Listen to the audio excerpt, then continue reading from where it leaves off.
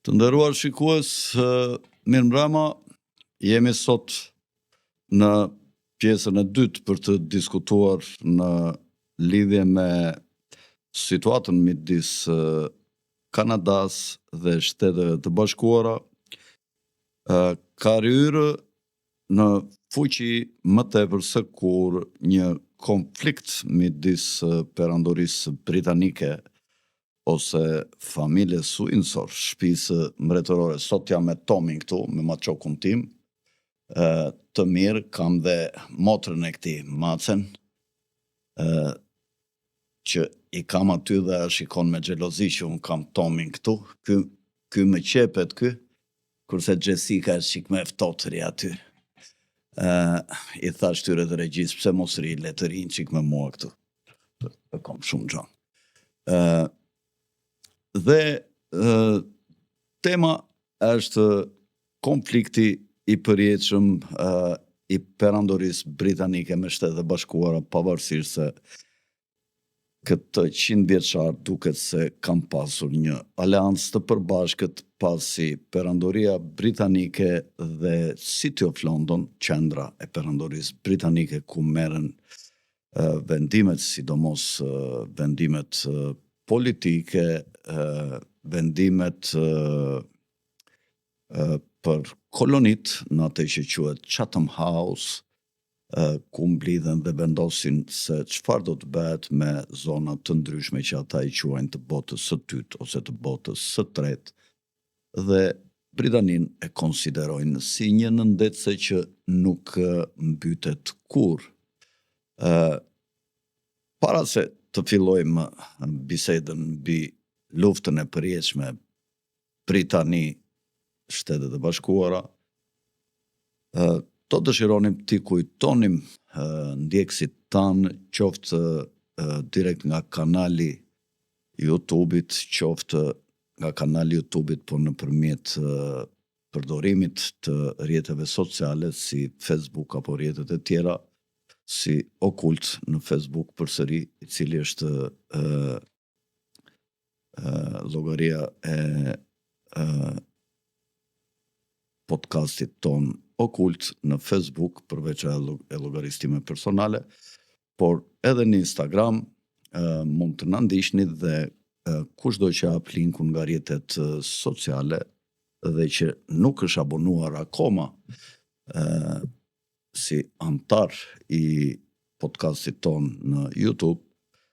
pasi ta hap linkun, e kujtojmë që të marrim ato sinjalizimet për çdo emision që ne edhim në kanalin ton YouTube dhe që t'i dalë sa herë të hap YouTube-in atje, programi i fundit nga podcastit ton ose rubrika e fundit, duhet të bëj subscribe, dhe përveç se subscribe, është mirë që të klikoj dhe atje ke ajo zilja që të marr atë notificationin sa herë që ne edhim një emision.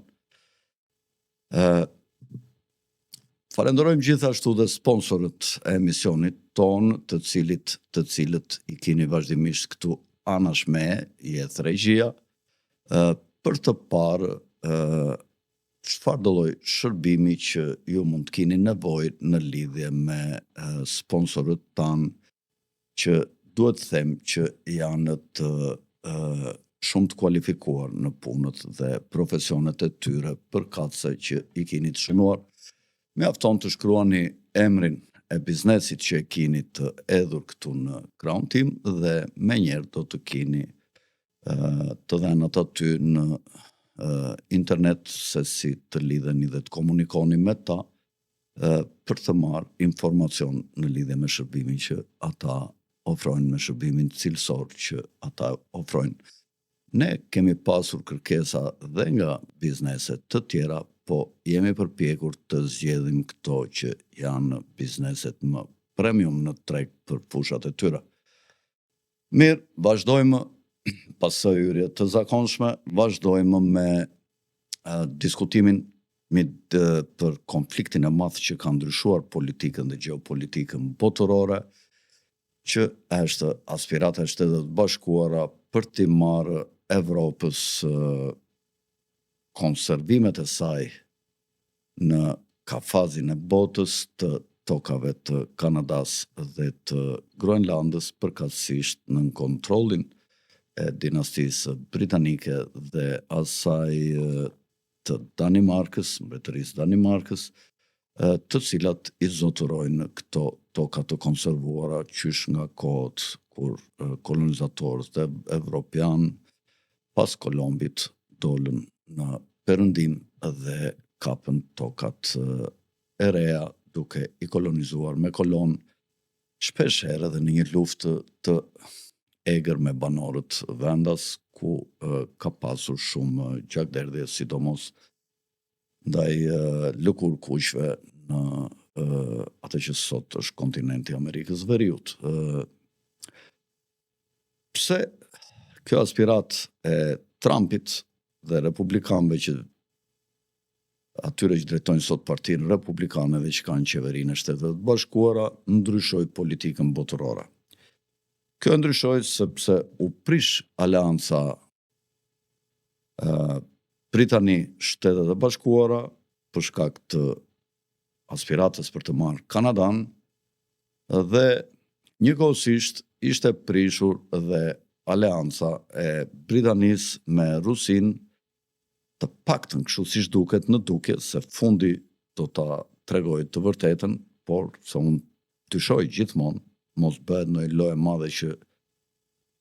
në fund duan të shkojnë ke depopullimi, para digjitale dhe mikroçipimi. Do ta shikojmë dhe në fund nëse do fitojnë globalistët apo vërtet këto forcat e tjera që janë grumbulluar në BRICS, kjo aleanca e re që po krijohet rusisht dhe bashkuara, do t'i mundin globalistët evropianë dhe nuk do të lejojnë që të krijohet të çahet BRICS-i, Kina të bëjë aleancë me Bashkimin Evropian, siç po përpiqet të bëjnë britanikët, të cilëve tash u ka mbetur vetëm një karige ku ta vënë mbythën, dhe kjo është karigja e armiqve të tyre evropian, të cilët ata gjithmonë janë përpjekur t'i sundojnë duke i përçarë, dhe në 100 vitet e fundit i kanë sunduar në bashkëpunim me kabalën ose financierët qifut, të cilët qendrën e tyre më të madhe kanë jo në New York, siç kujtoni ju, por në London, në City of London, aty ku është banka qendrore dhe bursa, edhe institucione tjera të rëndësishme botërore, si Round Table ose Tryeza Rumbullakët, siç është RIA, Royal Institution of International Affairs, që janë organizata të cilat projektojnë sundimin e fuqisë së globalistëve në të gjitha cepat e botës, duke armonizuar të gjithë aktorët dhe faktorët në botë.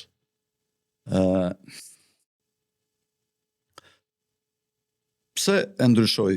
politikën botërore prishja e Amerikës me Britaninë për shkak të aspiratave për të marrë Kanadan, Shtetet Bashkuara, siç e ka shprehur Trumpi, shteti 51 dhe Groenlandën për arsye të interesave kombëtare. Kjo është një gjë e pakuptueshme. Për interesa kombëtare mundoj gjithë botën, por këto janë shprehje të paarsyeshme, por janë shprehje të fortit i cili thotë do ta marr, se kam qef, edhe po ta mbajti, hajde mbroje. Edhe kështu ka për të vajtur puna, mendoj unë, do të ketë konflikt, ndërsa globalistët mendojnë të shpartallojnë dhe të marrin në kontroll tokat e Rusisë, tokat e pamata të Rusisë. Mirë, Tomi, u mërzit Tomi, mund të ik Tomi.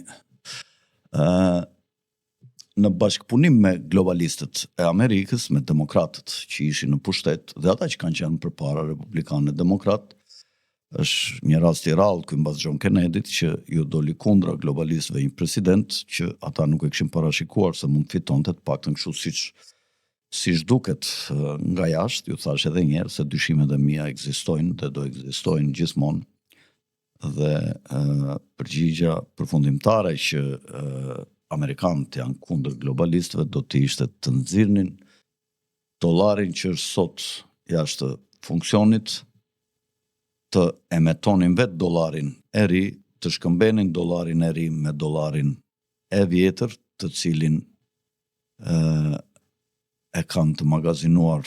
bankierët qendror, parat e 300-400 vjetëve që kur ata kanë filluar fjatë paran dhe kontrollojnë bankat qendrore, sepse paraja që ekziston tash që përdorim ne, fjatë paraja ose paraja letër ose kesh paraja, është paraja që është emetuar këto 10-15 apo 20 vjetët e fundit kryesisht. Pjesa tjetër ju është rikthyer atyre dhe ata e magazinojnë dhe e mbajnë në për depo. Largimi i Amerikës nga Anglia bëri që Anglia, e cila kishte krijuar City of London, domethënë simbioza e lordëve anglezë dhe asaj që quheshe East British India, domethënë kompania, ajo quhet Komiteti 300-ve, kompania që ka bërë dhe 2 luftrat e opiumit, që i futi Kinës me dhunë opiumin, regjia derën Tomit, merret Tomi brenda, dhe këta së bashku kanë bashkëpunuar që të luftonin Evropën, e cila sipas planit Kalergjit do të ishte një kosh mbeturinash që do të mblidhte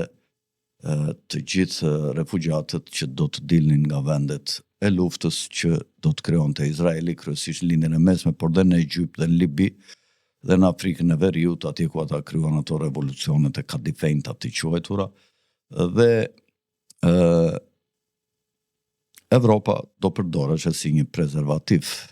për Izraelin e madh, nga bashkëpunimi i britanikëve dhe elitës financiare botërore që fute kryesisht,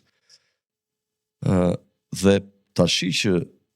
2 armët që ndërtuan këta kabala dhe britanikët, Komiteti 300-ve, që ishin në 2 vende gjysmë të pazhvilluara më përpara, kundrejt Evropës, u kryuan si 2 noflla të mëdha morse për të shtrënguar Evropën. Mirë po tash ato u ndjen shumë të fuqishme dhe u shkëputën nga ndikimi dhe komanda e kabalës, siç duket tash Putini dhe Trumpi dhe kryen një aleancë, ashtu si Lincolni me Aleksandrin e dytë, që ja u shpjegova në emisionin më përpara në gjatë kohës luftës civile në Shtetet Bashkuara 1861-1865 në kohën e këtyre 2 politikanëve të fuqishëm në 2 vendet përkatëse, dhe në vitin 1879, 4 vjet mbas vrasjes Abraham Lincolnit, ndoshta në kohën e presidencës Ulysses Grantit, amerikanët blenë Amerikën Ruse, ose atë që quhet ndryshe Alaskë. Në këtë kohë Kanadaja ishte shumë që organizuar, Kanadaja sotme, dhe atë që quhet British Columbia ose pjesa perëndimore që lidh San Franciscon dhe pjesën e paqësorit me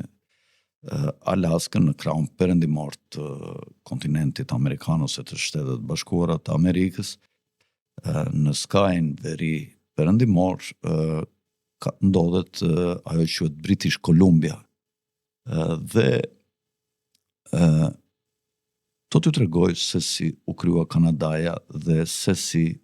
mbas u ble Alaska prej amerikanëve, Perandoria britanike u shqetësua shumë se mos i merrnin dhe tokat e Kanadasë sotme dhe filloi të krijonte atë që quhet Kanada, që ishte një grup i çrregullt racash, organizimesh politike, ekonomike, shoqërore, por në një territor të madh, prej 10 milion kilometra shkatror afërsisht, ku sot ndodhen vetëm 32 milion banor, që tregon që zhvillimi i Kanadas ka qenë shumë i ulët edhe për shkak të politikave eugenike britanike, për cilat do të flasim më vonë. Krijimi i Kanadas filloj me atë që u quajt Akti Britanik i Amerikës së Veriut, ose ndryshe e ka BNAA, do më thënë British North America Act. Ne do ta quajmë BNA, Akti BNA. Në aktin BNA që u shpall me një korrik të vitit 1867, unë kam bërë një studim se si ka erdhur ecuria e krimit të Amerikës dhe konfliktet midis Britanisë, perandorisë britanike dhe Shteteve të Bashkuara në lidhje me atë që sot është Kanada, me shtetet veçanta. Sot Kanadaja bëhet mos gaboj nga 9 ose 10 vjet më duket kështu shtete politike, siç edhe është konfederat, siç ka dhe Amerika 50 shtete. Në fillim u bashkuan 4 koloni që ku bënin pjesë këtu Ontario, Quebecu, është kjo New Scotia,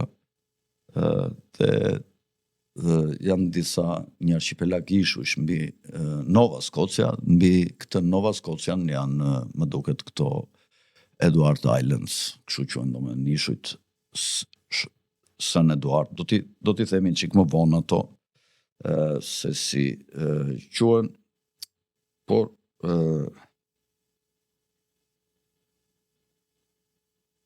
to quhen Alberta, British Columbia, Manitoba, New Brunswick, Newfoundland dhe Labrador, ka dishur dhe aty Labrador mbi atë gjirin Hudson në veri lindje, Nova Scotia, Ontario, Prince Edward Island, Quebec dhe Saskatchewan. Nuk e di nëse shqiptova mirë të fundit. Janë edhe teritoret si Northwest Territories, Nunavut dhe Yukon. Ata që jetojnë në Amerikë din më mirë këto. Çfarë ishte akti BNA? Ishte konsolidimi i 72 rezolutave që dolën nga 2 konferenca në vitin 1864, të cilat ishin krijuar për të penguar dinamikën amerikane. Ka pasur 2 palë politikanësh, ishin aneksionistët dhe nacionalistët e ndershëm kanadezë që kërkonin të bashkoheshin sipas modelit dhe me Shtetet e Bashkuara duke krijuar pavarësi totale nga perandoria britanike. Ka qenë presidenti i Këshillit Ekzekutiv që i përfaqësonte këta Isaac Buchanan në kohën e qeverisjes së 2 kryeministrave McDonald dhe Cartier, dhe ky punoi për të bashkuar Kanadan me Amerikën e Lincolnit, por pikërisht në këtë kohë filloi dhe lufta e madhe e Britanisë për ta mbajtur Kanadan, tokat e mëdha të pafund në zotërim të kurorës britanike. Buchanan në fakt e humbi pozicionin e vet të fuqishëm kur ju bëj një grushteti nga shërbimet sekrete britanike brenda partisë së tij, të cilin e drejtuan George Brown dhe John McDonalds, dhe këta krijuan pasaj 2 parti, të majtën ose partinë e tregut të lirë dhe proteksionistët në drejtimin e McDonaldsit, John Alexander McDonalds, kryeministri i parë i Kanadas, që quhet e pavarur, por që në fakt që në preambullën e kushtetutës thuhet që Kanadaja është një shtet në protektoratin e perandorisë britanike, do ta përmendim më vonë. Pra, duket që BNA-ja është një akt mashtrimi, sesa një akt i sinqertë, dhe nëse i bëjmë një analizë të madhe, mjafton të tregojmë se ai nuk krijoi një kombë sovran të Kanadas, siç thuhet sot gjërësisht ose siç e din njerëzit. Arkitektura ruante një kornizë të kontrollit të pastërt të këshillit privat të familjes mbretërore britanike, që ne do të quajmë këshilli privat, mbi çështjet kanadeze, duke dhënë vetëm një shkallë iluzore të sistemit demokratik tek banorët e Kanadas. Ata nuk i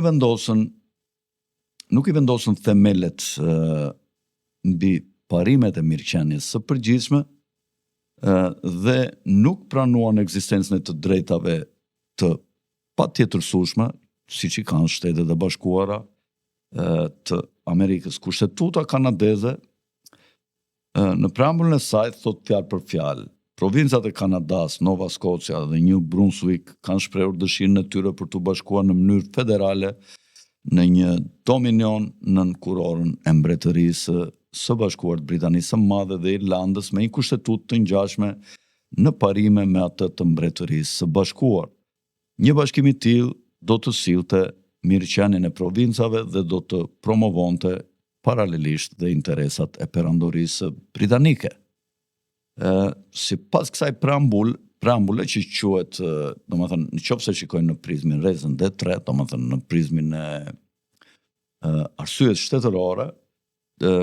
Kanadaja nuk ka mbrojtje në mirëqenies së përgjithshme të saj, të popullit të saj, por promovimin, siç e lexova në preambul, të interesave të perandorisë britanike. Akti BNA përdori trukun e vjetër britanik që të përdorte së pari në 1774 mbajtjen e Quebecut së bashku me 13 kolonitë rebele dhe i dha aktit dominionit Kanadas një kontroll legjislativ të shtuar mbi çështjet lokale, duke formuar për herë të parë një strukturë federale rreth një parlamenti gjyqësori dhe senatit që kishte pamjen e pushtetit, ndërsa pushteti vërtet mbeti gjithmonë në zyrën e fuqishme të kurorës britanike dhe agjentëve të saj në zyrën e këshillit privat, si dhe tek guvernatori i përgjithshëm që qëndron mbi të gjithë në Kanada dhe mbi kryeministrin. Ky fakt parashtrohet në disa seksione brenda këtij akti të BNA-s. Qeveria dhe autoriteti ekzekutiv i Kanadas, këto ekzistojnë dhe sot, deklarohet se do të vazhdojë dhe do t'i jepet mbretëreshës. Meqense vetë monarku nuk mund të ishte në çdo dominion në të njëjtën kohë, u morën dispozita për të siguruar që autoriteti i tij absolut do të rregullonte në mënyrë aktive punët e shtetit të modeluara sipas sistemit të këshillit privat ose këshillit privatësisë britanike. Do të jetë një këshill që do ndihmojë dhe do të këshillojë qeverinë e Kanadas, që do të quhet Këshilli Privat i mbretëreshës, që ishte në atë kohë mbretëresha Victoria, për Kanadan. Dhe personat që do të jenë antar të atij këshilli do të zgjidhen dhe të thirriten her pas here nga guvernatori i përgjithshëm dhe do të betohen si këshilltar privat, dhe antarët e tyre mund të shkarkohen her pas here nga guvernatori i përgjithshëm sa herë që ai e shikon të nevojshme. Në të gjithë aktin BNA janë përmendur referencat e vazhdueshme për rëndësinë e këshillit privat të mbretit në Kanada për të këshilluar qeverinë, në thonjza për të këshilluar, në autoritetin absolut guvernatorit të përgjithshëm, siç e thash. Përgjegjësia për të mbajtur provincat nën kontrollin e koordinuar ishte lënë pushtetit të guvernatorëve nënligjor të caktuar për secilën krajinë. Selia e vërtetë e pushtetit, që siguronte kontrollin optimal të politikës federale kanadeze, nga prej zotërimve të saj londinez, veçanërisht në fushën e luftës ekonomike, ka qenë që nga kjo kohë këshilli privat, siç e thash më përpara, në të cilin çdo kryeministër i Kanadas ka qenë një prej antarëve të tij. Në rast se dikush mund të mendojë se ushtria kanadeze do të përjashtohej nga ky kontroll i këtij këshilli, ai gabon, sepse akti thotë: komanda e përgjithshme e milicisë toksore dhe detare dhe të gjitha forcat ushtarake të Kanadas deklarohen se vazhdojnë dhe i nënshtrohen mbretëreshës kurorës për të siguruar që Kanadaja do të mbetej sa më e fragmentuar dhe nuk do të ndoste që të krijojë një strukturë fort federale e kontrolleve dhe balancave të modeluara sipas sistemit amerikan. Akti parashtronte në atë që quhet seksioni 92 një kornizë që u jepte provincave fuqinë më të madhe të mundshme për të kontrolluar burimet e tyre, taksat dhe politikën e brendshme jashtë çdo strukturë federale. Pra të ngeleshe një konfederat me pushtet qendror të dobësuar se mund t'i ndodhte, kështu siç ndodhi tash në Amerikë, që me një president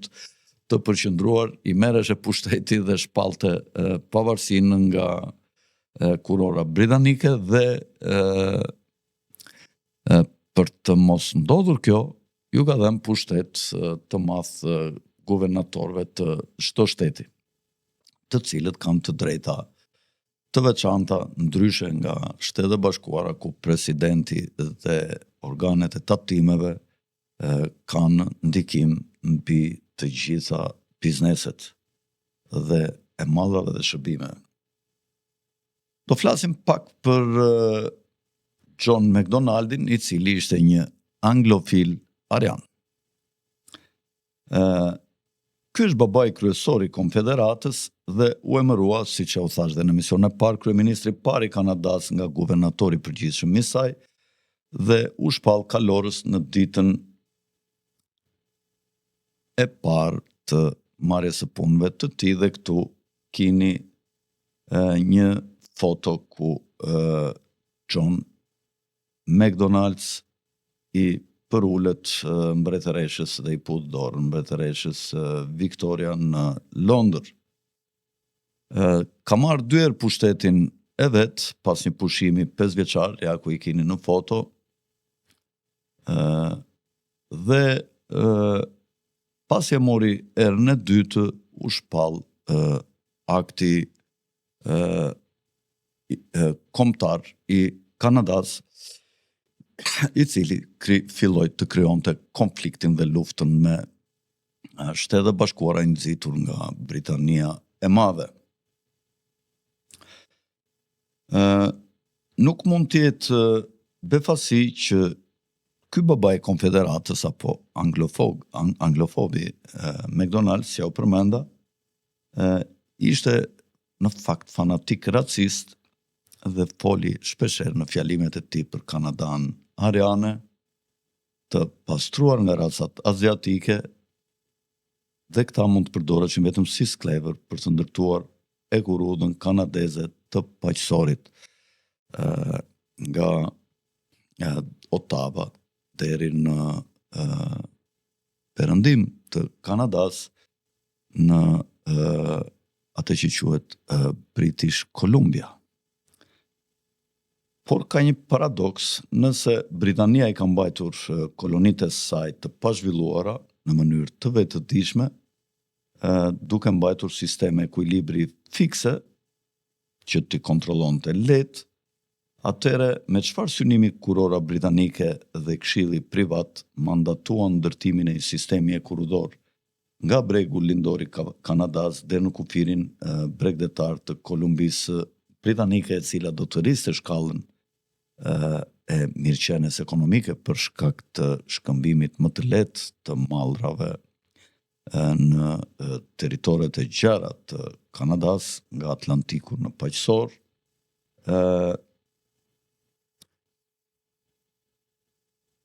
Zhvillimi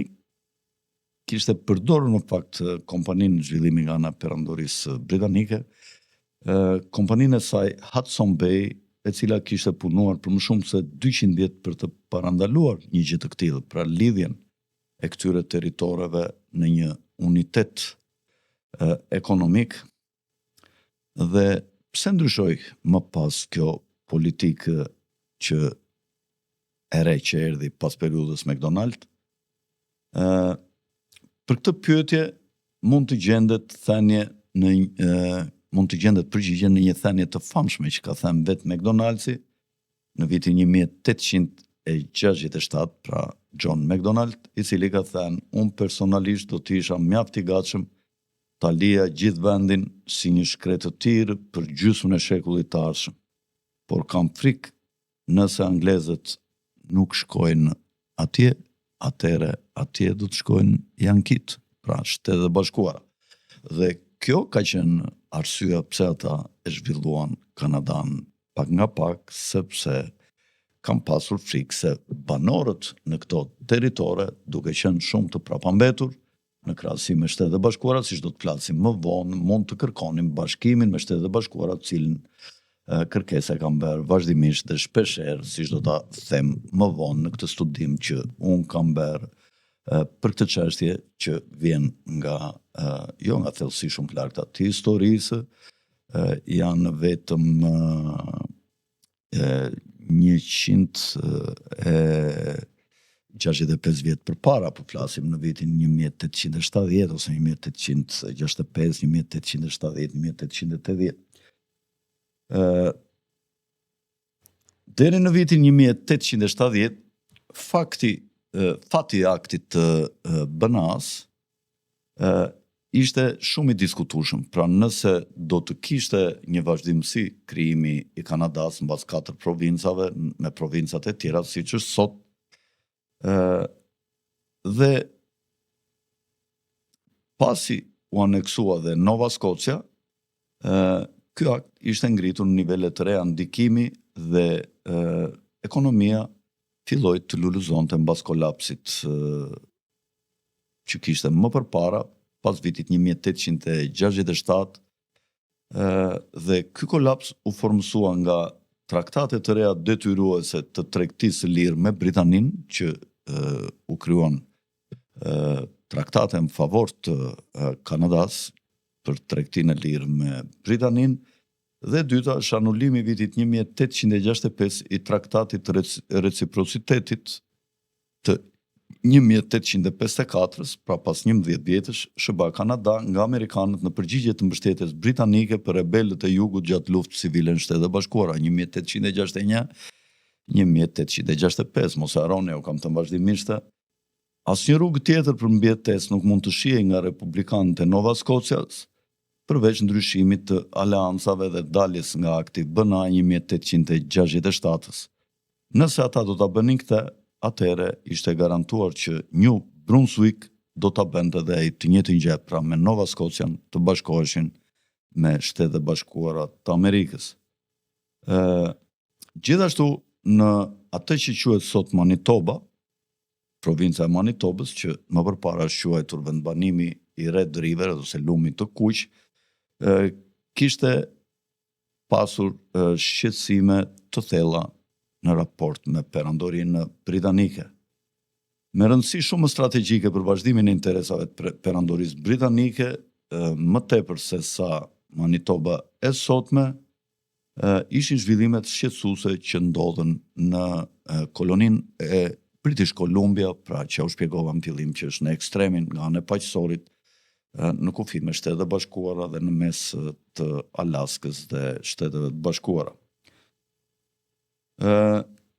Për britanikët ishte zhgënjyes realiteti që depresioni thellë ekonomik në British Columbia, i kombinuar me ndarjen e madhe gjeografike të kolonisë nga shtetet fillestare që ishin matan Ontarios ose gjirit Hudson, nga ana lindore, pra e Kanadas, kishte sjell një dëshirë masive të banorëve të British Columbia për aneksimin e tyre nga Shtetet e Bashkuara, disa e deshin nga ana parimore dhe disa nga për shkaqe praktike për mbjetesë. Për shembull, një nga tregtarët dhe politikanët kryesor të kolonisë dërgoi peticion në më 2 korrik 1867 mbretëresë Victoria, ku i parashtroi një ultimatum të formuluar me shumë mirësjellje dhe i theshte: ose qeveria e madhërisë suaj të jetë e kënaqur dhe të na çlirojë menjëherë nga shpenzimet e stafit tonë të tepruar të zyrtarëve, pra shpenzimet e administratës të paguante Londra, të ndihmojë në krijimin e një linje abulli britanike me Panaman, në mënyrë që emigracioni nga Anglia të mund të arrijë më lehtë tek ne dhe gjithashtu të marrë përsipër Londra borxhet që kanë kolonit, dhe që madhëria juaj do të lejojë me mirësjellje Shtetet e Bashkuara të pengojë, domethënë që Amerika britanike të mos bëhet koloni e Shteteve të Bashkuara. Në përgjigje të këtij peticioni nuk u dha asnjë përgjigje formale nga ana e kabinetit mbretëreshës Victoria, duke qenë se kjo ishte pa mundur, guvernatori i kolonisë së British Columbia, Frederick Seymour, i cili ishte gjithashtu një kundërshtar i fuqishëm i Konfederatës, pra për lidhjen me Kanadan, i shkroi dukës së Buckinghamit më vonë atë muaj duke e përshkruar situatën. Në këtë qytet po zhvillohet një agitacion sistematik në favor të aneksimit nga ana e Shtetet Bashkuara të British Columbia, besohet se parat për mirëmbajtjen e këtij agitacioni sigurohen nga San Francisco, pra nga Shtetet Bashkuara. Megjithatë ende asgjë tjetër nuk më ka mbërritur zyrtarisht për këtë temë dhe nëse ndonjë peticion do të vi, do të di si të përgjigjem para se t'ja transmetoj hirësisë tuaj. Në kontinent çështja e aneksimit nuk është e diskutueshme, i thot, po me kalimin e disa viteve, duke mos pasur tërheqje nga asnjëra palë, tensioni u bë më i dukshëm midis Shtetet Bashkuara dhe vendeve provincave të Kanadas dhe Mbretërisë së Bashkuar. Një numër besnikësh britanik po dezertonin në kampin e aneksimit nga dëshpërimi i plot, dhe në një letër të 20 prillit 1869 që u drejtua redaktorit të British Columbia, një gazetë në British Columbia u shpreh me këtë ndjenjë, me një thesar të varfër, me rënje të ardhurave dhe me koloninë që vuan nga një depresion përtej çdo imagjinate, pas një perspektivë as të tashme dhe as të largët të imigrimit. Çfarë duhet të bëjmë ne nëse banorët e British Columbia do të ishin një komunitet i lullëzuar, çështja e aneksimit të saj nga USA nuk do të ishte popullore, sepse populli është besnik dhe patriot i kurorës britanike. Vetëm forca e rrethanave detyron ata të mbrojnë ndryshimin e kombësisë. Unë jam një britanik besnik dhe do të preferoja të jetoja në institucionet e vendit tim perandorak, nëse do të ishte mundur, por unë si pjesa tjetër e botës nga e cila ne jemi një atom, do të preferoja që flamuri dhe institucionet e Shtetet Bashkuara të jenë me prosperitet në vend që të mbetemi kështu siç jemi pas një perspektivë për të pasur sukses si koloni britanike. Pra, do dëshironja që flamuri ynë të ishte në Shtetet Bashkuara. Ka dhe letra të tjera nga personalitetet të asaj kohe që kërkonin ose kanë qenë në dilema dhe kanë luftuar me njëri tjetrin për idenë nëse këto provinca duhet të qëndronin me Britaninë në kushte më të vështira ekonomike, qarkullimi, transporti, apo duhet të bashkoheshin me Shtetet Bashkuara, të cilat kishin marrë një zhvillim të madh ekonomik. I vetmi ilaç për të këqijat që na godasin, ne besojmë se është një bashkim i ngushtë me shtetet dhe territoret fqinj. Ne jemi tashmë të lidhur me to me një unitet objekti dhe interesi, pothuajse të gjitha marrëdhëniet tona tregtare janë me Shtetet Bashkuara. Ato sigurojnë tregtinë e mallrave ushqimore, produktet e minjerave dhe ujrave tona. Ato furnizojnë koloninë, domethënë British Columbia, me shumicën e nevojave jetike që ne kemi. Ata na ofrojnë mjetin e vetëm të komunikimit me botën e jashtme. Për këtë arsye ne dëshirojmë me zell blerjen e kësaj kolonie, pra të British Columbia, nga Shtetet e Bashkuara. Një kopje e këtij peticioni ju dha Vincent Collier, që ishte një piktor i madh amerikan dhe komisionerit indian të Alaskës, të cilën Collier ja dorëzoi presidentit Ulysses Grant, dhe deklarata për shtyp nga zyra e presidentit Grant u botua në gazetën Kolonisti Britanik më 11 janar 1870 bëhet fjalë, dhe thoshte Washington DC-a më 30 dhjetor, të cilës Vincent Collier i dorëzoi presidentit Grant një memorial të nënshkruar nga një numër pronarësh dhe biznesmenësh të shumtë në Victoria, në British Columbia, do të pasohet nga një tjetër që do të përmbajë emrat e të gjithë tregtarëve britanik dhe të tjerëve në Victoria, Nanaimo dhe vende të tjera në favor transferimit të British Columbia me Shtetet Bashkuara. Presidenti ka kthyer sot Collierit, pra atij që mori letrën për të shuar një letër përgjigje, i ka kthyer sot Collierit një përgjigje verbale se e ka marrë me shumë interes dhe ka dërguar sekretarit të shtetit Collier tregoi gjithashtu një memorial për senatorin Sumner, kryetari Komitetit të Marrëdhënieve me Jashtë, i cili pasi e lexoi atë tha se lëvizja që kishte filluar në British Columbia ishte rëndësishme dhe mund të kishte vetëm një përfundim, bashkimin me Shtetet e Bashkuara. Ndërkohë qeveria priste lëvizjen e Anglisë, e cila po e shihte me shpejtësi këtë situatë në këtë pjesë tjetër të hemisferës. Si presidenti, ashtu dhe Sumner dëshironin që përgjigjet e tyre të bëheshin të njohura për memorialistët, pra për ata që kishin dërguar këtë material.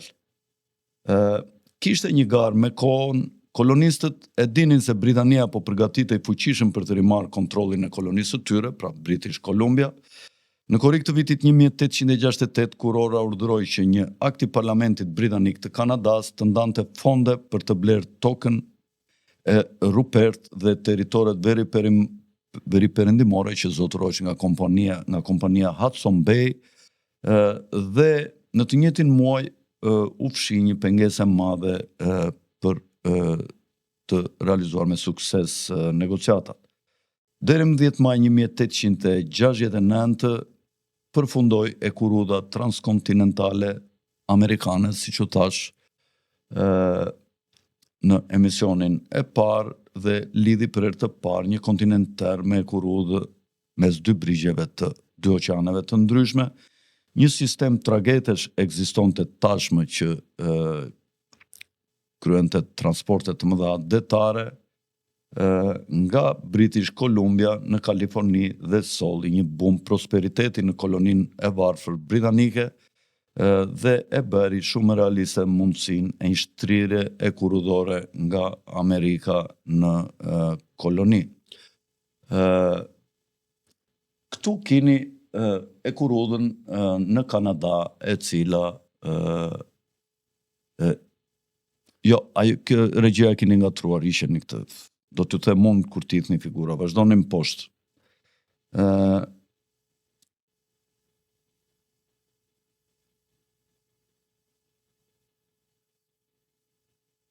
Gabimi i presidentit Grant në atë kohë ishte se ai u mor shumë me parlamentin për t'i marrë mendim nëse duhet bashkoheshin Shtetet e Bashkuara me British Columbian, një veprim i vonuar i cili sot do të kishte lidhur Rusinë dhe Shtetet e Bashkuara nëpërmjet gjirit ngushticës së Beringut, në mos gaboj, dhe do të bashkonte Rusinë dhe Shtetet e Bashkuara, të cilat kanë bashkëpunuar bashkë gjatë kohës së luftës civile 1861-1865. Sumner dhe Seward, që ishin përkatësisht sekretari i shtetit në atë kohë dhe ky kryetari i komitetit të jashtëm në Kongresin Amerikan, ishin më pak naiv se Hulusi Granti për këtë çështje dhe shumica amerikanëve kryesorë që skuptonin gjë se sa e rëndësishme ishte një veprim i tillë nga Shtetet e Bashkuara për të marrë në kontroll British Columbia. Gjithsecili nga ju mund ta shikojë se ku është British Columbia dhe sa e rëndësishme ishte nëse Shtetet e Bashkuara do të lidheshin me Alaskën dhe me Rusinë nëpërmjet ngushticës Bering. Ministri britanik ose ambasadori i perandorisë britanike në Washington ju shkrojti bashkëpunëtorëve të tij në Londër se është e dobishme që t'japim një pasqyrë të perceptimit të ngjarjeve për oligarkinë britanike. Ai shkruante se shqetësimi ekzistues në vendbanimin e gjirit të Hudsonit, që ishte kolonia e lumit të kuq, si quhet ndryshe, dhe pakënaqësia e pohuar në Nova Scotia, komentohen shumë nga gazetat e këtij vendi dhe shihen si fillimi i ndarjes së provincave britanike nga shteti am dhe i aneksimit të tyre nga Shtetet e Bashkuara. Kjo pikpamje vjet në lidhje me zgjidhjen e mosmarrëveshjeve me ne që lindin nga çështja Alabama dhe senatorët me sa duket po kënaqen me shpresën iluzive se Anglia ka atë në dorën e saj dhe mund mos jetë e gatshme të arrijë një zgjidhje miqësore të këtyre dallimeve në bazë të ndërprerjes së territorit tonë në këtë kontinent. Tragedia më e madhe e patriotëve kudo në marrëdhënie me britanikët, pra flasim për në zonën e Kanadas, ku ishte në kontrollin e britanikëve, ka qenë tendenca e tyre për të mos parë natyrën e vërtet të shpirtit të veprimeve të perandorisë britanike. Në këtë letër duket qartë të ambasadorit pra britanik në Shtetet e Bashkuara, duket qartë përbuzja që imperialistët britanik kanë ndjerë ndaj idealizmit naiv të viktimave që ata synojnë të shkatrojnë, pa bëhet fjala për nacionalistët që kërkonin të shkëputeshin nga Britania dhe të bashkoheshin me Shtetet e Bashkuara. Një synim i mbrapshtë pra dhe një dëshirë e zjarrt për të shkatruar të mirën do të shkonte deri në çdo skaj të mashtrimit në mënyrë që të kthente çdo pengesë kundër fuqisë së tyre në një armë kundër armiqve të tyre naiv. Çfarë ka qenë kjo çështja e pretendimeve në që quhet Alabama? Në fund të luftës civile, Sumner, sekretari i shtetit 1865, pasi u vra presidenti Abraham Lincoln, dhe Seward i udhëheqën patriotët amerikanë që të shkonin në ofensivë kundër nxitësit të vërtet të luftës, që nuk ishte Konfederata e Jugut që zhvillonte akte luftarake kundër Unionit që ishte pjesa veriore që kërkonte ta mbante Amerikën Shtetet Bashkuara të unifikuara me në krye presidentin Abraham Lincoln, por këta mendonin që duhet të godisnin perandorin britanike. Krahu i fuqishëm që ata zgjodhen të përdornin si armë ishin luftaniet e Konfederatës, luftaniet e Konfederatës përdornin kundër forcave të Lincolnit fuqinë që e merrnin nga furnizimet prej britanikëve në urdhrat e drejt për drejt të Lord Palmerstonit dhe Lord John Russell. Më i famshmi dhe më shkatruesi i anijeve luftarake të prodhuara në Britani ishin këto që quheshin CSS Alabama. Edhe këtu keni një dicitur, një piktur ku pa vënë shënimet, regjia të vendos vetëm pikturën, ku duket një ilustrim si e personifikonin këtë lloj anije që quheshe CSS Alabama, një anije luftarake që përdoreshe nga Konfederata e furnizuar nga Britania. Ka një dëm aty dhe disa anije mbrapa ku ky demi është domethënë anija më e fuqishme luftarake. Regjia ta gjej dhe ta vendos këtë, ja ku e keni foton. Patriotët amerikanë filluan një luftë ndërkombëtare për këtë shkak që Britania kishte futur undët në veprimet luftarake, luftën civile të një vendi të pavarur, siç ishin Shtetet e Bashkuara, që kishin fituar pavarësinë e tyre qysh para rreth një shekulli ose 80 vjet përpara, dhe këtë pavarësi e kishin njohur dhe britanikët, dhe këta kërkuan që për dëmet e shkaktuara nga Britania të paguheshin $2 miliard dhe shkaku ishte pikërisht kjo lloj anije CSS Alabama. Isheni foton regjia dhe në këtë kohë Alaska u ble nga Seward, senatori Sumner filloi të mobilizonte një kërkesë ose për ndryshe, në qoftë se Anglia nuk paguante, Britania paguante $2 miliard në atë kohë, atëherë asaj do t'i aneksoheshin disa territore në veri të Shtetet Bashkuara dhe syri ishte vend British Columbia. Në atë kohë, Seward ishte shumë i favorshëm për ta realizuar këtë plan, por taktikat britanike të ngecjes së bisedimeve dhe të vazhdimit të tyre në momentet kur ashpërsoheshin tonet mes palëve, bën që lufta e pretendimeve, si quheshe Alabama, të kalonte në pritje për vite me radhë, dhe gjatë këtyre viteve të rëndësishme Amerika humbi shumë nga mjetet e saj të fuqishme të pazareve për kontrollin britanik territoreve dhe Britania nga ana tjetër kishte avancuar shumë gjatë kësaj periudhe duke marrë në kontroll ushtarakisht dhe politikisht këto territore të Kanadas sotme.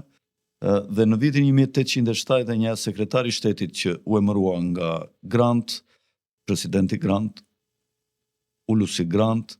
ishte Hamilton Fish. Ky përfundoi marrëveshje me Britaninë dhe pretendimet e para për $2 miliardë përfunduan në 15.5 milion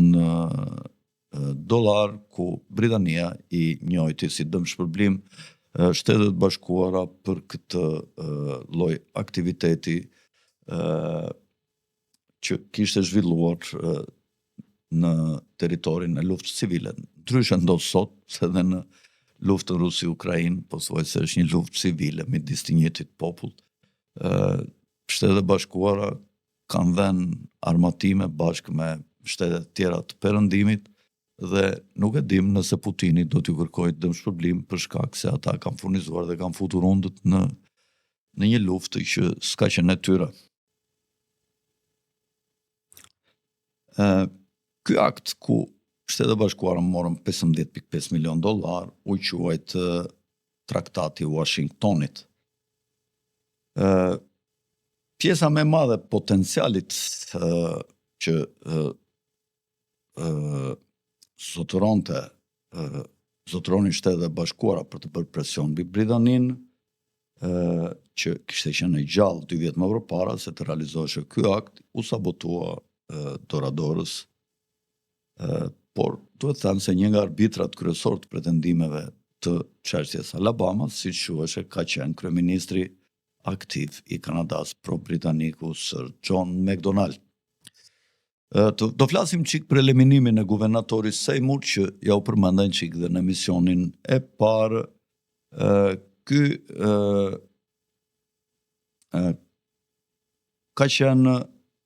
ka realizuar peticionin e dytë të aneksimit dhe mbas kësaj një tragjedie e madhe ndodhi kauzës republikane me vdekjen e parakohshme të këtij guvernatori Frederick Seymour, që kishte qenë një armik i bashkimit me Konfederatën Britanike. Përpara vdekjes Seymour, më 10 qershor 1869, i kishte tërbuar në fakt nivelet e larta të perandorisë britanike si Sir Frederick Rogers, që ishte sekretari i shtetit për kolonitë, i cili zbuloi se Seymour e kishte shtypur informacionin për muaj të tërë nga zyra koloniale e konventës dhe kishte shkruar se duket se më 28 mars të vitit kaluar Këshilli miratoi një rezolut në favor të pranimit, të cilën megjithatë guvernatori Seymour vetëm tani më 4 nëntor dërgon telegramin e tij të marsit në Britani. Ajo që zbuloi Sir Rogersi ishte se britanikët kishin 2 plane në Kanada, 2 plane konfederate për kontinentin e Amerikës së Veriut, një për të bashkuar në jug me Shtetet e Bashkuara dhe një në veri me Kanadan. Kur ndodhi mundësia për të votuar më 17 shkurt 1869, guvernatori Seymour sabotoi mbështetësit pro-konfederatës, pra për bashkimin me Kanadan dhe me kurorën britanike, dhe ai e bindi legjislativin që ta shtynte votimin pasi kishte nevojë për detaje të tjera për të zgjidhur blerja e tokës nga Hudson Bay Company. John Macdonald i shkroi zëmëruar në 15 maj guvernatorit përgjithshëm të Kanadas, duke i thënë se gjëja e parë që duhet të bërë do të ishte tërheqja e guvernatorit Seymour nëse ati ende nuk i ka mbaruar koha. Kjo nuk kuptohet se çfarë kuptimi ka, dhe në të njëjtën ditë ai u shkroi kryeministrit pro-konfederatës të New Brunswickut Sir Anthony Musgrave, i cili ka luajtur një rol të madh për bashkimin e New Brunswickut me Kanadan ose me Konfederatën, dhe informoi atë se do të ishte i pranishëm në pozicionin e tij të papërsosur në rrethanat ku komandonte Seymouri. Nga sa po kuptoj, ai kur nuk ka qenë i përshtatshëm për të qenë një shoku jon, një miku jon. Brenda 2 javësh nga shkrimi i këtyre 2 telegrameve të McDonald's, guvernatori Seymour diq. Historia zyrtare thotë se Seymour u dërgua në verit, në pjesën veriore të provincës,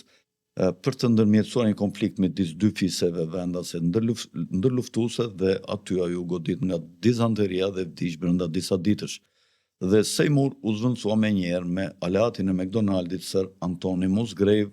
dhe lëvizja e aneksimit të humbi mbrojtësin e saj të fshehtë që ishte Seymour.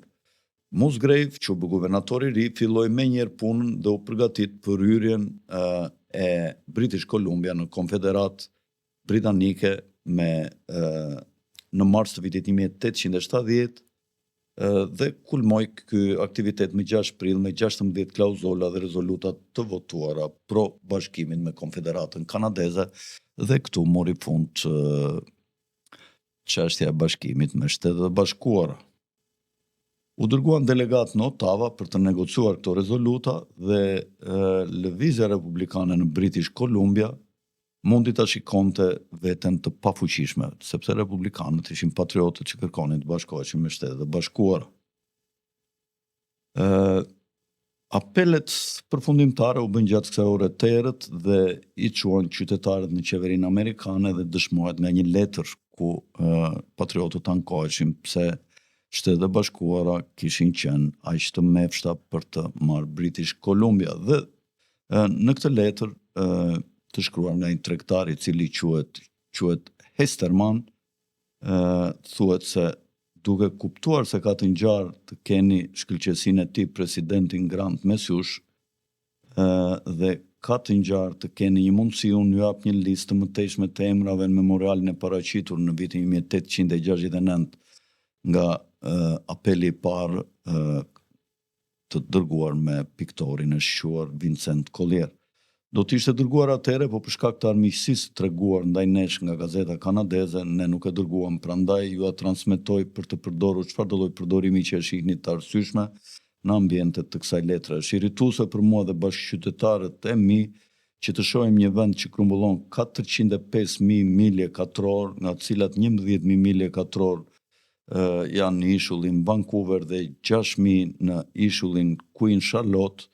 dhe 388.000 milje katrore në kontinentin e British Columbia të mbyllur rreth e rrotullt. Njerëzit e kolonisë janë shumë të pakët për të bërë një rezistencë të armatosur ndaj Konfederatës Kanadeze, e cila duket se në të gjitha aspektet synohet të na imponohet, përveç nëse ju jepet një farë qëndrimi palëve që dëshirojnë aneksimin në Shtetet e Bashkuara nga qeveria e presidentit Grant në një propozim për të zgjidhur pretendimin e Alabamës me transferimin e kësaj kolonie. Pra ky i theshte që meqense nuk po ju njihet çështja e dëmshpërblimit, si quhej dëmshpërblimi Alabama, të ndërhyni ushtarakisht dhe të mos lejoni Kanadan që të pushtojë gjithë ato territoret të pamata. Agjendët e guvernatorit të ri Musgrave, që ishte pro-kanades në British Columbia, i avancua negociatat me shpejtësi marramense. Negociatat e Ottavës filluan në qershor të 1870 dhe brenda javësh u rënë dakord për pothuajse të gjitha rezolutat dhe klauzolat. Ishin 16 të tilla, siç u thash, dhe u pranuan nga Parlamenti Qendror i Ottavës. Dy pengesat më të mëdha për hyrjen e British Columbia në Konfederat u trajtuan me pagesën e të gjitha borxheve të kolonisë nga Ottawa, pra nga perandoria britanike, me premtimin e bërë nga McDonald për të ndërtuar një linje kurudore që do të lidhte provincën e tyre me Montrealin dhe Quebecun brenda 10 vjetësh. Dhe kjo linjë e kurudore premtuar ishte nevojshme për të sabotuar qëllimin e politikës amerikane të asaj që quhet Destiny Manifest, pra ku ndërroheshe dhe futja në territoret e Shtetet Bashkuara të shumë tokave të Kanadas, atë që sot po kërkon ta bëjë Trumpi. Pra këtë po kërkon të bëjë Trumpi, atë që quhet Destiny Manifest of USA. Sir Alexander Galt, një baba tjetër i Konfederatës dhe i thari i zgjerimit kanadez, pra i Konfederatës Kanadeze, duke folur para një turme në maj të 1867 në Quebec, në Lennoxville, përshkroi pikpamjen e tij mbi nevojën për të shtrirë Konfederatën dhe kurudhat në paqësor. Ne nuk mund t'i mbyllim syt ndaj asaj që po ndodh në Perëndim, unë për nga çështja e British Columbia që quhen Perëndim. Unë për një vështrim të vetëm mbi blerjen e Amerikës Ruse nga Shtetet e Bashkuara, pa bëhet fjalë për Alaskën, si përgjigjen e tyre ndaj marrëveshjeve që ne kemi bërë për t'u bashkuar mes nesh, nëse Shtetet e Bashkuara dëshirojnë të na largojnë nga Perëndimi, pra nga British Columbia, se këto fjalime mbaheshin në lindje të Kanadas, ne duhet të pranojmë situatën dhe të vendosim dorën mbi British Columbia dhe Oqeanin Paqësor. Ky vend nuk mund të rrethohet pra për Kanadan nga Shtetet e Bashkuara. Ne jemi larguar nga qëllimet tona nëse e lejojmë që British Columbia të bëhet koloni e Shtetet e Bashkuara. Nga Atlantiku në paqësor duhet të jetë thirrja në Amerikën Britanike, siç quhet ndryshe territori Kanadas. Së sotme, në atë kohë, po aq sa ka qenë kjo thirrje në Shtetet e Bashkuara para se ajo të fitonte pavarësinë. Një tjetër baba i Konfederatës së Kanadas, George Brown, që ka qenë një personazh me shumë ndikim dhe që krijoi Partinë Liberale, e cila sot ka pushtetin dhe që e drejtonte deri dje Trudeau, ka shkruar më 10 korrik 1867 se përpjekja e Seward, atij që është kryetari i Komisionit të Marrëdhënieve me Jashtë në Kongres,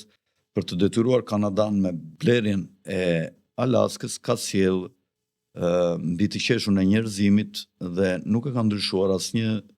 herë vendosmërinë e popullit të Amerikës Britanike, pra të Kanadas,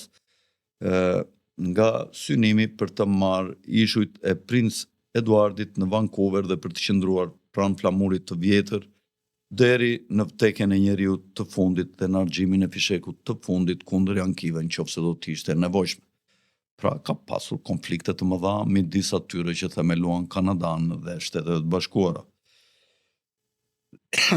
Përsëri një personalitet tjetër i njohur kanadez, Sir George Etienne Cartier, ka deklaruar në 1865 që i trembej aneksimit të Kanadas nga Shtetet e Bashkuara dhe ka thënë se ne ose duhet kemi një konfederat të Amerikës së Veriut Britanike, ose për ndryshe të përveçsohemi nga Konfederata e Shtetet e Bashkuara. Me këto marrëveshje të rëna dakord, British Columbia u pranua në Konfederatën Kanadeze si provinca e 6 kanadeze, brenda dekadave të ardhshme, ndërsa Kanadaja po shndroi gjithnjë më shumë në një pyk që bllokonte bashkëpunimin SBA-Rusi dhe zhvillimin e Arktikut. Saskatchewan dhe Alberta u formuan si provinca ku më parë kishte qenë toka e Hudson Bay, që quhet, ose gjiri Hudson. Pas 8 vjetësh nuk ishte bërë asnjë përparim në ndërtimin e kurudhës së premtuar që do të lidhte Dominionin dhe British Columbian, dhe kjo e fundit vazhdoi të ndjente kontrollin e dhimbshëm dhe dëshpërimin e izolimit dhe depresionit ekonomik.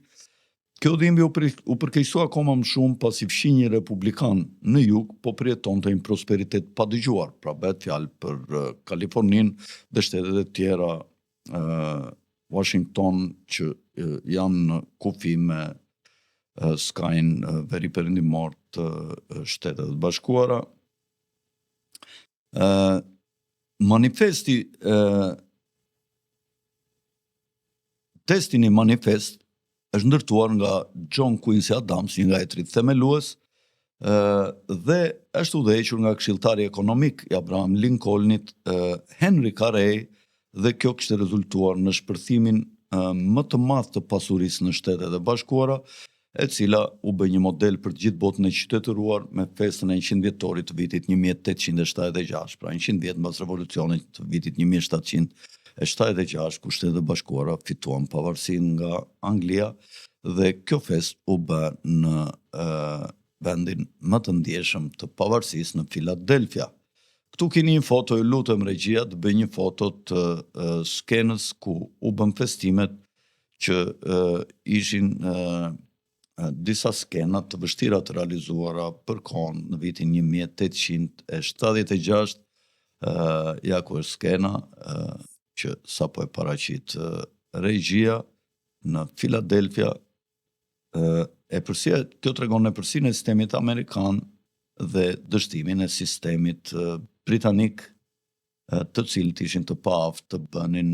skena të tilla madhështore për të për të celebruar festa kombëtare në atë kohë. Konvertimet në sistemin amerikan u bën nga dashamirësit e përparimit nga i gjithë bota, të cilët morën pjesë në këtë konvent dhe këtë prosperitet dhe këtë model ekonomik që kishin ndjekur Shtetet e Bashkuara u përpoqën të adoptonin në vendet e tyre.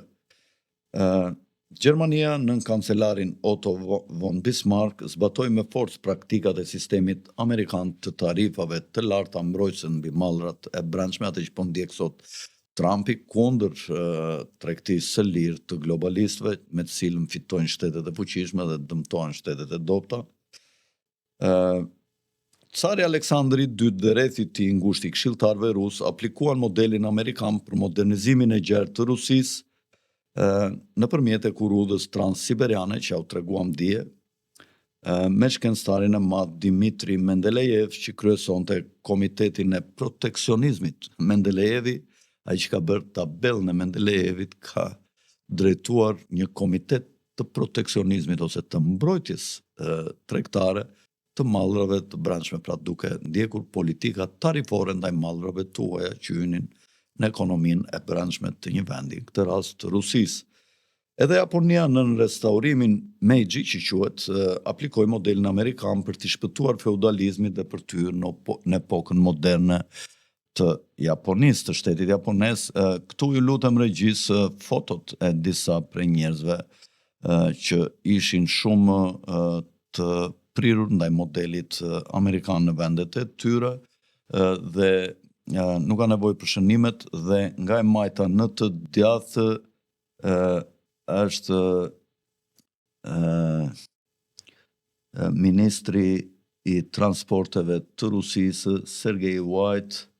i dyti është Otto von Bismarck, i treti është presidenti francez Sadi Carnot, dhe në kraun e djathtë është Gjermani Frederik List, me sa po e lexoj këtu poshtë në shënimet që ne kemi zgjedhur. Në dritën e kësaj dinamike isheni foton regjia, zërat kryesor për përparimin në Kanada filluan të bërtasin për pavarësi të vërtet nga kurthi i sistemit britanik në të cilin kishin rënë. Edhe disa nga armiqt më të mëdhenj të guvernatorit Seymour, i cili vdiq në rrethana, i guvernatorit të British Columbia, që vdiq në rrethana misterioze, edhe armiqt e tij u mbërthyen nga ky zhgënjim i përparimit të Shteteve të Bashkuara dhe filluan ta shikonin me dyshim bashkimin që kishin bërë me Otavën ose me Konfederatën e Perandorisë Britanike në Kanada.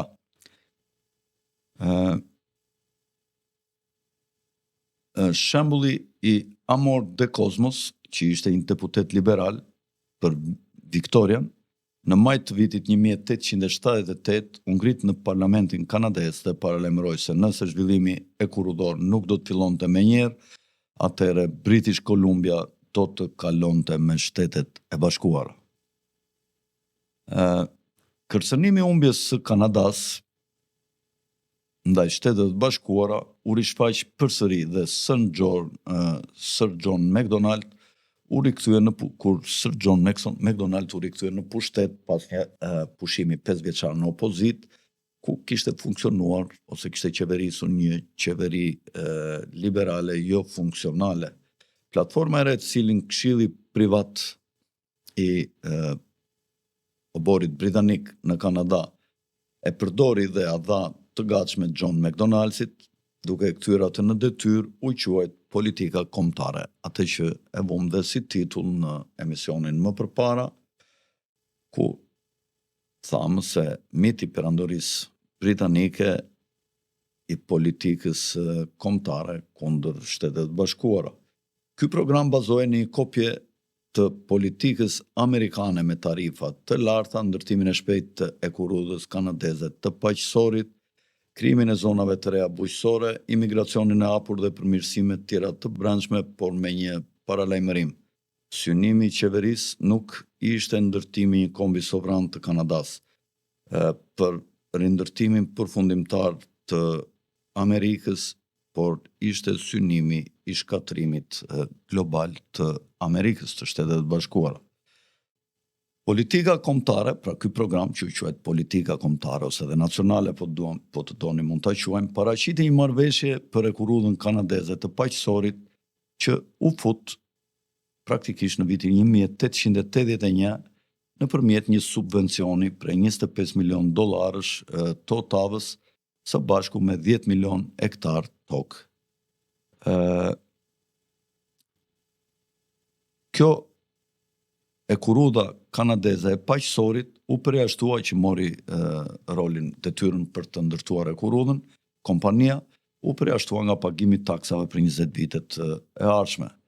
5 vjet më vonë, në vitin 1886, pikërisht në datën 28 qershor, u nis treni i parë i kompanisë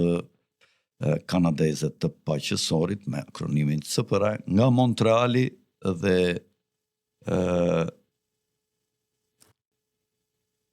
për të promovuar qëllimin e tyre anti-amerikan, arriti në datën 4 korrik 1886 në Port Moody në British Columbia. Për shkak të pafshësisë së patriotëve të sistemit amerikan për të vazhduar trajektorën e përparimit të lëshuar nga fitoria e Lincolnit,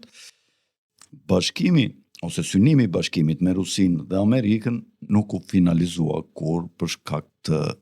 bllokimit nga ana e perandorisë britanike të British Columbia. Ishin arkitektët e Ministrisë së Jashtme britanike, pikërisht ata që kanë bërë dhe 2 luftrat botërore në shekullin e 20, duke përfshirë dhe luftën e ftohtë që shkaktuan të ndarje midis 2 popujve që kishin filluar të kishin miqësi me njëri tjetrin dhe që ishin rusët dhe amerikanët.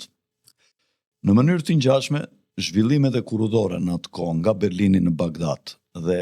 programet e ngjashme kurudore të planifikuara midis Gjermanisë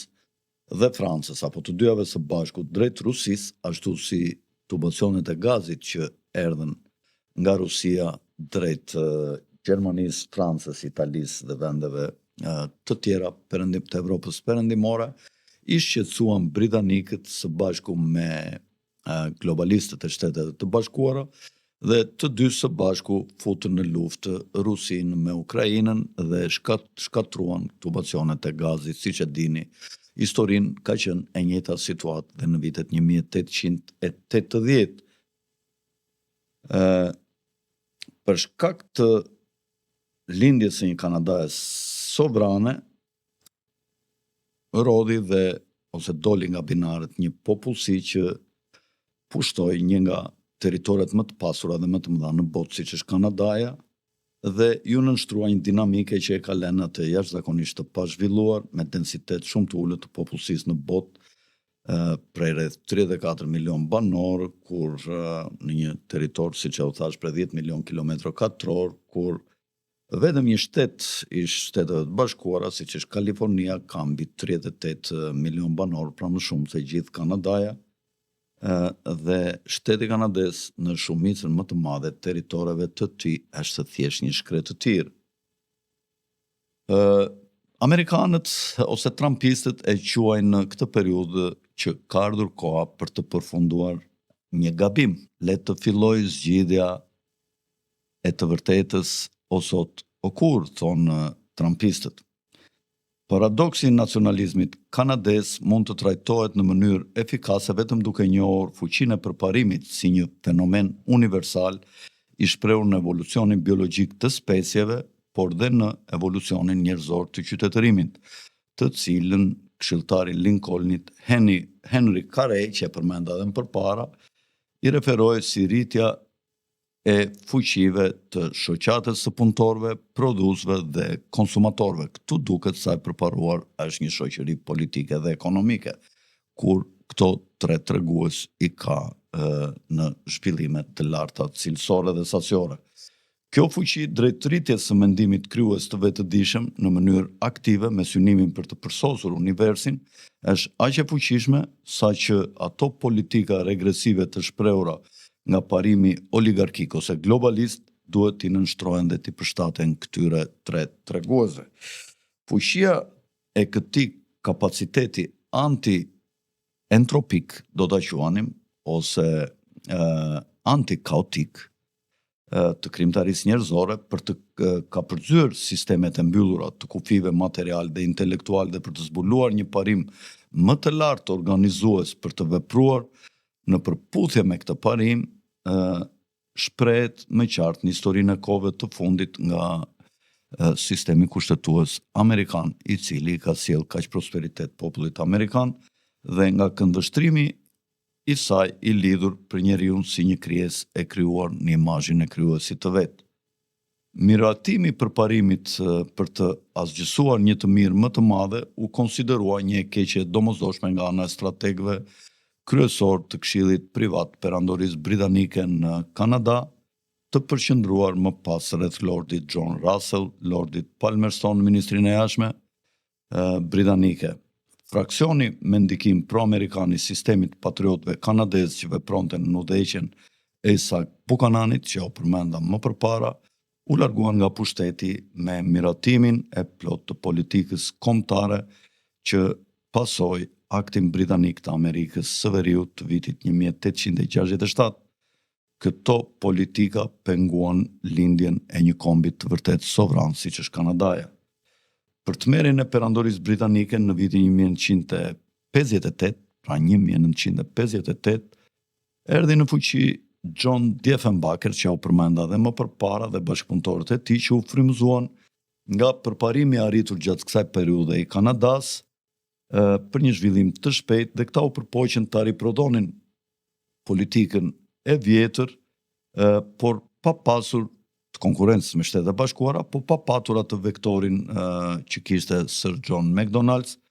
të një armiqësie kundër Shteteve të Bashkuara. Ta kishin një dashuri të devotshme për përparim të pakufishëm për të shkatëruar Shtetet e Bashkuara, siç e kishte John Macdonald. Kjo qasje e nacionalizmi aktiv, siç cilësohet periudha e John Diefenbaker, kryeministrit britanik të vitit 1958, kur presidenti ishte Eisenhower, mos gabojmë Shtetet e Bashkuara, ishte gati të përplasej drejt për drejt me nacionalizmin e ri pasiv, duke përpunuar artificialisht direktivat edhe nga Rhodes Scholarship apo nga Round Table, qeveria sekrete e botës në City of London. Por dega e sektorit kanades të marrëdhënieve ndërkombëtare në Ministrinë e Jashtme britanike, që ka akronimin CIA, që është dega e RIA, Royal Institution of International Affairs, Instituti për Marrëdhëniet e Jashtme, Instituti Mbretëror. Ky në Kanada në atë kohë drejtohej nga Vincent Massey, George Henry Levaske dhe Walter Gordon. Ky nacionalizëm në fakt i Diefenbakerit, që mund ta quajmë nacionalizëm të çoroditur, ishte thjesht një kanal i zgjedhur për të promovuar iracionalizmin kulturor dhe pranimin e fashizmit të maskuar si zerorritja teknologjike, që është parimi fashist i klubit të Romës, cilën unë kam thënë edhe në vitet e tjera, i krijuar në vitin 1970, për cilin u vradhe kryeministri italian, u rrëmbye Aldo Moroja dhe u gjend i ekzekutuar pas disa ditësh. Pra fashizmi i maskuar sipas asaj që quhet zerorritja teknologjike, një ndryshe si kulti eugenik ose ambientalizmi. E keni dëgjuar ndonjëherë të fjalë ambientalistët? Këta synojnë të shkatërrojnë gjithë numrin e përgjithshëm të popullsisë. Kanadaja qëndron edhe njerë në një degëzim sot në rrugën e historisë, nga njëra anë forcat që përfaqësojnë nacionalizmin autentik, kërkojnë të bashkëpunojnë, të përparojnë, të jetojnë në paqe dhe të mbështetin programe të tilla multiglobale si Aleanca Multipolare, BRICS, Rruga e Re e Mëndafshit. Nga ana tjetër, transhumanistët neogjenik synojnë luftën botërore dhe skllavërinë totale dhe e shtyn fatin tonë nga një pasiguri në një tjetër. Të gjithë e kemi parë se në qëndrimet e fundit Kanadaja qëndron në krah të Britanisë. Kryeministri i saj ka marrë pjesë ai që ishte Trudeauja, ka marrë pjesë në shumë takime dhe ka mbajtur dhe një fjalim madje edhe duke qartë ditët e fundit ku akuzonte Trumpin pse kishte tradhtuar rrugën e globalistëve, por duket se kryeministri i ri, cilin e u përmenda në fillim të emisionit të parë, Mark Carney, ish guvernatori i Bankës Qendrore të Kanadas në vitet 2010-2013 dhe i Bankës Anglisë, guvernator përsëri në vitet 2017-2020 në mos gaboj, është rikthyer fuqishëm për të mbrojtur pozitat e Britanisë me politikat e vjetra proteksioniste kundër akteve proteksioniste, në fakt që i filloi pari presidenti Trump, i cili është kundër armës së fuqishme që kanë globalistët, që është tregtia e lirë e mallrave, e cila politik e dëmtonte ekonominë e Shteteve të Bashkuara. Ka filluar një luftë e gjithanshme në botë dhe vektor të rinj po krijohen në gjeopolitikën botërore. Duket se Shqipëria ndodhet në një zonë dhe në një brez që nuk besoj që do të ketë probleme të nxehta, por ka një rireshtim të formacioneve dhe të aleancave ku dy superfuqit po rreshtohen së bashku, po marrin vendime për çështjen e paqes dhe për çështjen e sigurisë, politikave të sigurisë mbi Evropën, pa e thirrur Evropën në tryezë dhe përfaqësuese në përhershme të saj, në fakt armike në përhershme të Evropës, Britaninë në për këto tryeza, si Churchilli e me radhë në të gjitha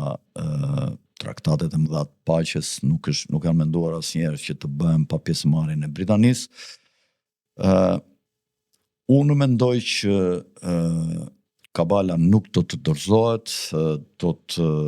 fuqizojë atë që kishte armikën më të madhe Evropën, duke e armatosur, por dhe duke kontrolluar. Shtetet Bashkuara ose pjesa e kabalës që kishte skllavëruar në fakt Evropën dhe mbante në surdinë, Shtetet Bashkuara me ushtritë e tyre dhe Anglia në territorin e Evropës kontinentale, duket se po të riqen një politikë izolacioniste për të mbajtur ushtritë e tyre në rast të një konflikti me perandorinë britanike dhe Evropën për çështjet e kufim e territoreve të Kanadas dhe të Groenlandës, dhe duket se taktika që po zgjedh kabala, e cila kontrollon Evropën nëpërmjet politikanëve të saj të majt neoliberal, po përpiqet që të riarmatoset fuqimisht për të shkatruar në mundësisht në një bashkëpunim me Kinën, të cilës i premtoi në Tajvanin kundër interesave të Shteteve të Bashkuara. Njëkohësisht duket që Evropa ka dalë kundër Izraelit dhe po mbështet dukshëm vendet arabe, sidomos në lidhje me projektin për të larguar gazianët nga ripi i Gazës në bashkëpunim me Trumpin. Ata po mbështesin projektin e Egyptit për të investuar në Gaza $64 miliard dhe për ta bërë vendin atraktiv për turizmin, ripin e Gazës, gjë e cila nuk i konvenon as pak Izraelit. Izraeli sigurisht u krijua nga dy faktorë që ishin çifutët dhe bankerët e City of London ose familja Rothschild, e cila në bashkëpunim me dinastinë mbretërore të Shtetet të Britanisë krijuan Izraelin, por më pas lidhjet e fuqishme të Izraelit me globalistët e Shteteve të Bashkuara janë zvendësuar në lidhjet e sionistëve me presidentin Trump, që është e vetmja lidhje e çuditshme që nuk konvenon në këtë tabellë të madhe shau. Të shikojmë nga do të shkojë Izraeli do të bashkohet me Anglinë kundër Shtetet e Bashkuara, do të ri asianës apo do të qëndrojë me Shtetet e Bashkuara dhe me Rusinë në politikat e mëdha botërore që po krijohen. Bota do të jetojë ndoshta në një anarki pas një periudhe të qetë një vjeçare mbas marrëveshjes së paqes midis Rusisë dhe Shtetet e Bashkuara, marrëveshje e cila nuk do të pranohet nga Evropa, që po riarmatoset fuqimisht dhe që ka shumë para dhe që mund të arrit shumë fuqinë e saj ekonomike, ta kalojë dhe atë të Shtetet e Bashkuara, të cilës po i afrohet si në GDP ashtu dhe në investimet në fushën e mbrojtjes. Të shohim se si do të përfundoj kjo lojë në Shtetet e Bashkuara mbas 4 vjetësh. Kabala e cila është shumë e fuqishme nëpërmjet Partisë Demokratike në Shtetet e Bashkuara do të argëzoj presidentin Trump. Kjo do të lidhet me veprimet e fuqishme që po bën presidenti Trump me politikat e reja ekonomike dhe tregtare dhe me aleancat e reja gjeopolitike botërore. Nëse do të ngrerë prosperitetin dhe ekonominë e Shtetet e Amerikanëve apo do ta ulë, dhe nga kjo do të varet nëse do të kthehen liberalët dhe globalistët apo ata që i quajnë këneta presidenti Trump, dhe Kabala do ta marrë Amerikën, apo nëse Kabala në fillim do të godasë Rusinë me Kinën bashkë, do shkatrojnë Rusinë dhe pasaj do përpiqen që në zgjedhjet e vitit 2028 të rimarin dhe Shtetet e Bashkuara. Të shikojmë nëse kjo luftë është e vërtet apo jo, se është edhe ky rrezik, dhe nëse është i vërtet, kush do ta fitojë këtë luftë? Do ta fitojnë antiglobalistët, Trump dhe Putin dhe i tharët e tyre, apo do ta fitojnë aleanca e dinastisë britanike me dinastinë financiare botërore të qifutëve, që është dinastia Rothschild. Lufta është hapur. Para se ta mbyllim këtë bisedë të gjatë, do t'ju kujtonja atë thënien e atij komentuesit që u kam thënë dhe disa herë tjera, që nëse keni gisht, nuk keni dhi, keni gisht, klikoni atje ku thotë subscribe, për ndryshe i shikoni këto emisione që të rini mbrapa gardit me ndonjë pushkë dhe të bëni ndonjë shënim, kur t'i gjeni ndonjë lapsus, ndonjë datë, ndonjë gabim timin, apo për të bërë për të dhënë ndonjë ide të madhe duke na ofenduar ne që bëjmë këto lloj emisionesh. Njëkohësisht dua të them që një nga komentuesit para në emisionin e parë më ka kërkuar të flas një çik që është plani Kalergji, ose unë do ta quajë Kalergji Kavenov. Sigurisht që pasi të mbarojmë këtë emisionin, ciklin e konfliktit të sotëm, ku i ka rënjë dhe burimet midis Kanadas dhe Shtetet e Bashkuara, do të flasim një çik edhe për planin Kalergji Kavenov, ose ndryshe plani për të ngjyrosur me raca të tjera rasën e bardhë të Evropës nga armiqtë e Evropës. Nga unë Alfred Sako, natën e mirë dhe miropafshim në emisionet e radhës.